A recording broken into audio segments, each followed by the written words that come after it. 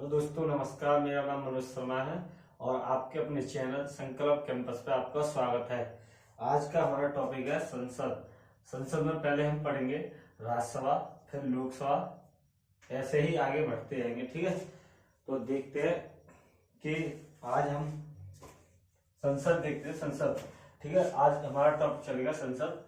तो संसद भाग क्या में 5 में आर्टिकल पूछे तो आर्टिकल कितने में 69 में, आर्टिकल कितने में 69 में। अगर संसद के अंग पूछे आए, ठीक है, संसद के अंग कितने होते हैं 3। संसद के अंग कितने होते हैं 3 होते हैं। कौन? राष्ट्रपति, लोकसभा और राज्यसभा। और पूछे है संसद के, ठीक है, संसद के सदन, संसद के सदनों की संख्या कितनी होती है? सदन, ठीक है, संसद के सदन कितने होते हैं? 2 होते हैं। कितने? 2। संसद के सदन कितने होते हैं? 2 होते हैं। कितने होते हैं संसद के सदन? तो 2, ठीक है, 2 होते हैं संसद के सदन।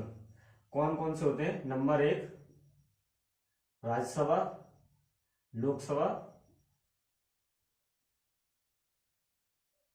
और दूसरा होता है राज्यसभा। ठीक है, जो संसद के अंग हो गए, यानी कि संसद के अगर संसद के अंग पूछा है, यानी कि संसद के अंग कितने होते हैं? तो संसद के अंग होते हैं 3। कौन कौन होता है संसद के अंग? राष्ट्रपति, लोकसभा और राज्यसभा। ठीक है, और संसद के सदन पूछे है तो क्या प्रकार के होते हैं? 2 संसद के सदन होते हैं। कौन होता है? एक तो लोकसभा होती है और एक राज्यसभा होती है। ठीक है, और संसद के मतलब संसद के, सही है, संसद में हमने शुरुआत की है राज्यसभा की।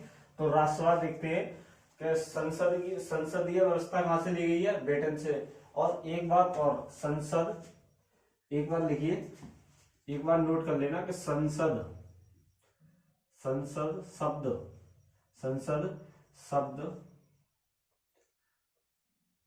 शब्द कहां से लिया गया है, मतलब किस देश से लिया गया है कि संसद शब्द? तो किस देश से लिया गया है? तो ये फ्रांस से लिया गया है। ठीक है, संसद शब्द। और संसदीय व्यवस्था, अब पूछे क्वेश्चन में संसदीय व्यवस्था कहां से ली गई है? तो ब्रिटेन से ली गई है। ठीक है, संसदीय व्यवस्था कहां से ली गई है? तो ब्रिटेन से ली गई है। अगर संसदीय शब्द पूछे कहां से लिया गया है? तो फ्रांस से लिया गया है। ठीक है, जैसे कि अब राज्यसभा देखते हैं तो राज्यसभा में आर्टिकल 80 में राज्यसभा, ठीक है, तो राज्यसभा का गठन कब हुआ है? कि 3 अप्रैल 1952 में। ठीक है, राज्यसभा की प्रथम बैठक कब हुई है? ठीक है, राज्यसभा की प्रथम बैठक, यानी कि राज्यसभा की प्रथम बैठक। ठीक है, यहां लिख दे रहा हूं। तो राज्यसभा की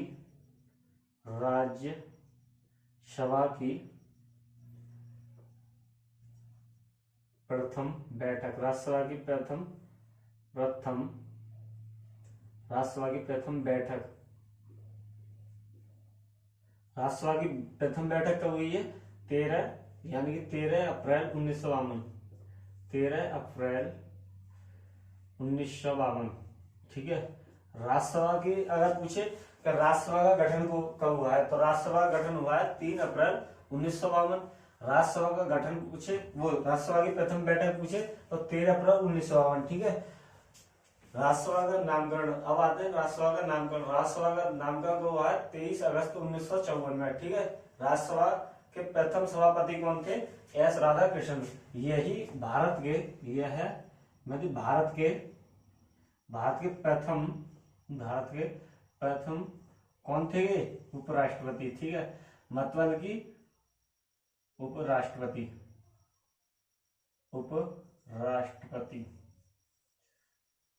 मतलब कि राज्यसभा का सभापति कौन होता है? जो भारत का उपराष्ट्रपति होता है वही राज्यसभा का सभापति होता है। ठीक है, इसलिए ये प्रथम उपराष्ट्रपति थे और प्रथम कौन थे? राज्यसभा के सभापति भी थे। ठीक है, राज्यसभा के अन्य नाम देखेंगे तो राज्यसभा के अन्य नाम में आते हैं, आता है, जैसे कि राज्यसभा के अन्य नाम देखते हैं कि राज्यसभा को और क्या कहा जाता है। तो राज्यसभा को एक तो निम्न सदन, उच्च सदन, राज्यसभा को उच्च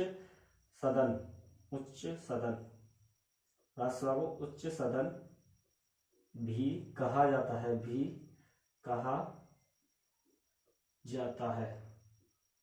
राज्यसभा को उच्च सदन भी कहा जाता है। मतलब राज्यसभा को उच्च सदन किस लिए कहा जाता है? क्योंकि ये लोगों द्वारा नहीं चुने जाते हैं, इसलिए इन्हें उस सदन की पीढ़ी में रखा। पर लोकसभा को निम्न शब्द का नवीन नवीन क्या कहा है? नवीन सदन। ठीक है, राज्यसभा को लोकसभा को क्या कहा है? तो निम्न सदन कहा गया है। ठीक है, और राज्यसभा को है उच्च सदन है। राज्यसभा को क्या कहा है? उच्च सदन। राज्यसभा की सदन सदस्य, तो राज्यसभा के अधिकतम सदस्य कितने होते हैं? 250 यानी 250। राज्यसभा के अधिकतम सदस्य होते हैं 250। इसमें से 12 सदस्य मनोनीत किए जाते हैं। ठीक है, 12 सदस्य मनोनीत किस किस क्षेत्र से किए जाते हैं? कला से, विज्ञान से, साहित्य और समाज सेवा से। पर ये जरूरी नहीं कि हर स्टेट से हो, यानी कि हर राज्य से हो। ये इसमें कोई राज्य का जिक्र नहीं किया गया है। जैसे कि 12 सदस्य मनोनीत होते हैं, आप उत्तर प्रदेश से 5 भी आ सकते हैं, 1 भी आ सकता है, 2 भी आ सकते हैं, या 0 भी आ सकती है। इसमें मतलब कहने का ये है, मतलब कहने का ये है कि इससे कोई राज्य का संबंध नहीं है कि किस राज्य से कितना सदस्य लिया जाएगा। ठीक है, और राज्य से कितने होते हैं? राज्य से 238 होते हैं, सॉरी 38 लिखा, 238। ठीक है, राज्य से कितने होते हैं? अधिकतम सदस्य 238। इसमें से यूटी में से कितने होते हैं? यूटी में तो 8 होते हैं, और 8 घटाओगे 230 बैठेंगे। ठीक है, तो 230 स्टेट से होते हैं। वर्तमान में कितनी राज्यसभा की सीट पूछे तो कितनी है? 245 सीट है। ठीक है, राज्यसभा की वर्तमान सीट कितनी है? 245। स्टेट से कितनी है? राज्यों से कितनी है? 233। राज्य प्लस यूटी, यूटी को मतलब होता है केंद्र शासित प्रदेश। ठीक है, तो राज्य और यूटी से कितनी है? 233 सीट है, और मनोनीत तो होती 12 है। तो राज्य से पूछे अगर राज्य में कितनी है, मतलब कि राज्य में सीट बताइए, और केंद्र शासित प्रदेश, केंद्र शासित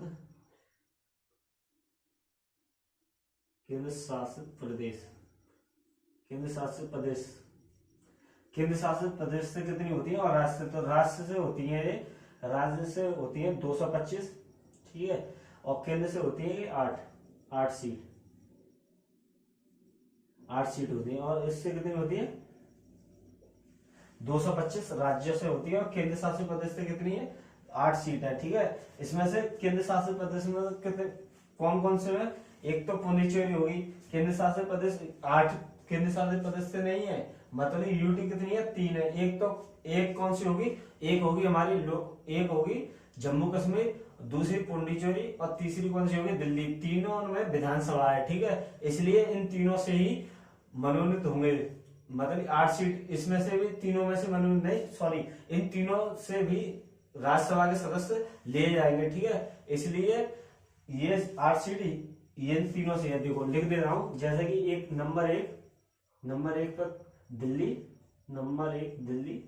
ठीक है, दूसरी कौन? पुडुचेरी,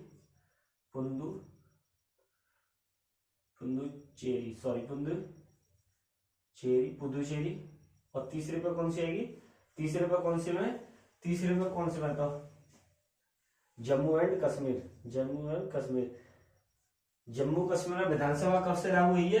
तो 31 अक्टूबर 2019 से लागू हुई है। ठीक है, क्योंकि वहां से 370 धारा हटा दी गई, पूर्ण तरह नहीं हटा दी गई। ठीक है, पूर्णतः नहीं हटी है 370। ठीक है, तो कुछ मतलब कि उसके कुछ खंड अभी रह गए हैं 370 हटाने में।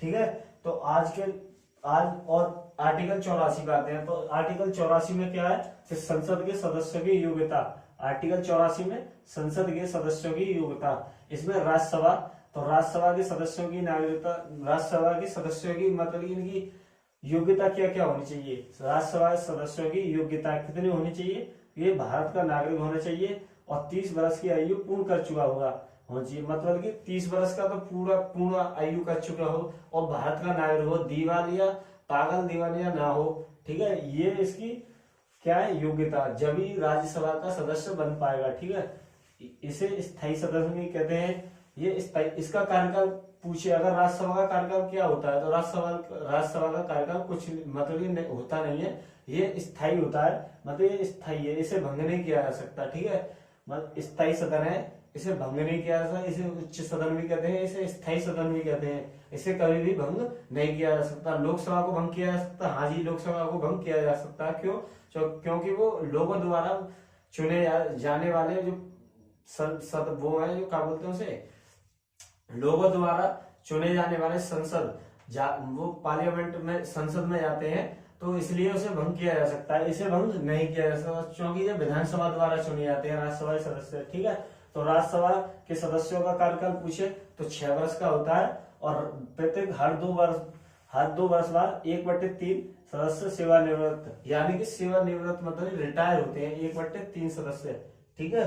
तो इसी के साथ मैं कल को आपको बताऊंगा कि इन किन किन राज्यों में विधानसभा की महत्वपूर्ण सीट बताऊंगा राज्यसभा की, जो राज्यों में है। जैसे कि हमारे यूपी में राज्यसभा की सीट देखी जाए तो यूपी में बताता हूँ कि यूपी में राज्यसभा की सीट कितनी है।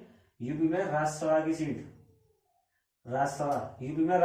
कितनी है, तो यूपी में राज्यसभा की सीट कितनी है, 31 है, ठीक है। महाराष्ट्र की पूछा तो महाराष्ट्र में 19। इस प्रकार से मैं आपको कल बताऊंगा कि इनकी सीट और करा दूंगा, ठीक है। कल फिर परसों को कराना है मुझे लोकसभा करा के संसद खत्म हो जाएगी, ठीक है। नमस्कार।